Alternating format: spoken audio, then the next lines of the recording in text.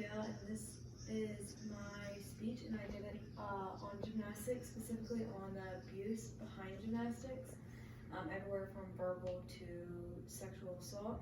So just as a warning, if anyone is sensitive to any of these topics, I recommend not watching my video because I know it can be hard for some people. So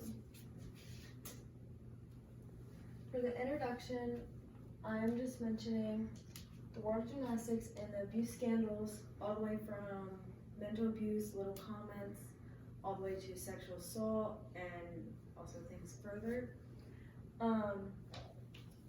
Almost all, or especially professional gymnasts, are under the age of 18, specifically 15 to about 19 would be the most common. And it's a very different atmosphere compared to, NFL, NBA, NHL. All of them typically thrive after the age of 18. So when you have gymnasts that are typically from, about 3 years old all the way up to, if you're not 15 at the professional level, you're typically useless in their eyes. It gets hard because, you're still developing, and it's very hard on your body and your mind as well. My goal is to inform people about the hidden abuse that is typically covered up because it's one of the most famous sports, especially in the summertime, and it's typically swept under the rug. Most people don't know about it. I would hope that you would take an interest in gymnastics and the whole scandals after this.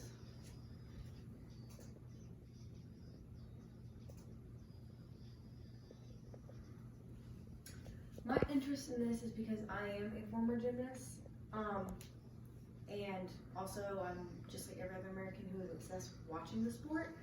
My main points are the Larry Nassar abuse scandal, which I'm sure was heard by most of you because it was all over, the news, Netflix, HBO Max, any of those. The Terry Gray lewdness charges, which I'm not sure if many people heard of, and also the Karolyi Ranch and the Karolyi abuse. First thing is Larry Nassar. Larry Nassar is actually a doctor specifically for the United States Olympic team, like the women's Olympic team typically. He was also working at high schools, he was working at Michigan State, like the collegiate level.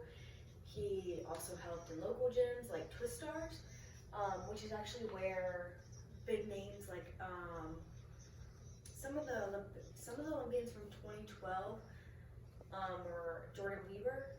She was there. So not only was he a Olympic doctor, he also was teaching with people from the age of 3 all the way up to 20, nearly 25 years old. This case is very big because it was going on for about 20 years, if not more, that we know of, and it was constantly shoved under the rug by the Michigan State, like the president almost of it, the coach, everyone just kind of shoved it under the rug. Michaela Maroney went to the FBI agents and was not taken serious. She was one of the 2012 Olympians of like the famous 5. Aly Raisman also along with her in the 2012. And 2016, she said that they made her feel like the abuse didn't count. As a result, numerous complaints were not taken serious. Steve Penny, which was the president of the Gymnastics League organization, he tendered his resignation because he's being pushed to that point. Next one is his conviction. So he was sentenced for about 300 years for sexually abusing, assaulting more than 150 women and girls. These are people that came forward, which they were all ages. They weren't even just gymnasts. There was also a neighbor that testified. She was very young. Then he also had child pornography that he was charged with when they confiscated like all of his belongings and actually arrested him in his home. Aly Raisman was quoted, "I didn't think I was being molested, I didn't know." And Aly Raisman also was quoted, "I would never have thought that a doctor would misuse his power so much." Which is kind of my point on how these gymnasts are really young and they don't understand as much as they should because they think this doctor's trying to protect them. Next is Terry Gray. This is a short case. It has still not gone to trial. It was supposed to in January of 2022, but no news updates on it yet. He was a U.S. gymnastics coach who was charged with lewdness with a minor, numerous charges, specifically 14 counts.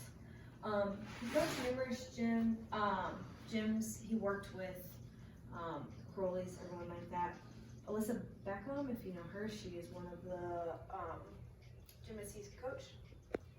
He was suspended from safe sport, which is like their, gym type thing, for sexual misconduct, and then continued coaching while being investigated because no one took it serious.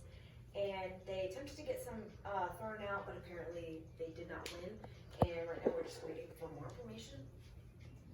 Next is the Carolis and the ranch.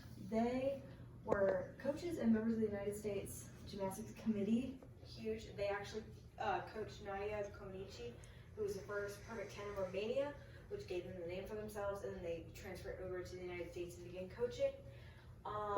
Starving was very common. The gym would say toothpaste. They had to go to the ranch once a month in Texas, which is where a lot of abuse from Larry Nassar came from. But not even like the sexual abuse, they also wouldn't let them see their moms, dads, like call them, they couldn't bring cell phones. They were like not allowed to eat, they were constantly weighed, it was a very toxic environment. There was lawsuits against Nassar and you see USA Gymnastics, including the Carolis, naming the Carolis, but ultimately they were never charged, but their gym or ranch was closed and there was an investigation. In conclusion, Larry Nassar, Terry Gray, and the Carolis were all part of a toxic environment, abusive specifically, that was not taken serious, and I am just giving you examples of things that we do know that did come to light.